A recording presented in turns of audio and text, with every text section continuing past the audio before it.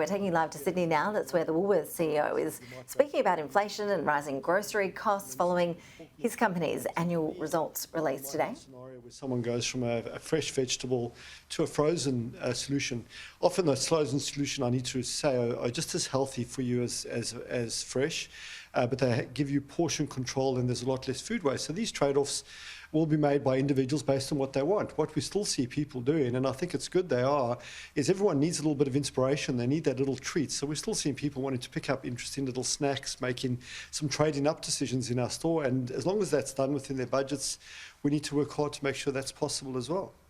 What things are still getting more expensive? Look, inflation, in many ways, it's been quite a unique scenario where we've seen inflation in virtually everything we do for different reasons, but it's hard to explain it to a consumer. So, we talked about this in the media call. It's the first time in my memory where we've seen vegetable prices being at such elevated levels. Now, the good news is they're about to come down, but they've been elevated. Quite unusual. Normally we see price fluctuation in fruit as it goes up depending on the season and how the growing season is. Vegetables normally more predictable, but that has actually been materially elevated thanks to unfortunately, due to the terrible rain that we had, particularly across the eastern seaboard. And then an issue I never fully understood, which was the low UV levels or light levels for greenhouses, and therefore slowing growing of things like tomatoes. So it's been very elevated. Fruit has gone up and down. Actually, we've had some great value. I mean, our avocados were cheap, and we've had great value bananas. That's slightly changing. Hopefully those don't go up too much and vegetables come down. The big challenges have been in the meat industry, really, in particular in beef, and sort of record prices upon record prices upon record prices, all for very good logic again, but it's still very hard for families, and it's so centre of plate, and therefore that's why we're so focused on value alternatives in protein. In the long life categories, look, inflation has touched every part of our economy, for good or bad, and so, whether it's the transportation cost, the warehouse cost, often the packaging cost, so there's a lot of material issues that have been flowing through into the long life categories as well.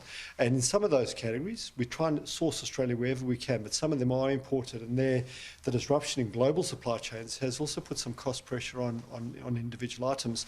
So quite an unusual situation that there's been inflation really across the store. Normally one category offsets another. Now, I'm hopeful in the second quarter we'll see that happen. And very importantly for us is we're very focused on a thing called our price freeze, trying to put price promises into the market where we say, you can have confidence that you can buy this item at this price for the next 3 months, and we'll take the risk of those cost increases. So we're trying to do things like that to give more certainty, but I'm also hopeful that some of the commodity prices will start coming down. And indeed, we've seen that, as was well documented, on vegetables and lettuce and so on. So I'm hoping we'll get a more balanced scenario in Q2, and in particular as we get into next year. Hi, Brad. So it's clear up.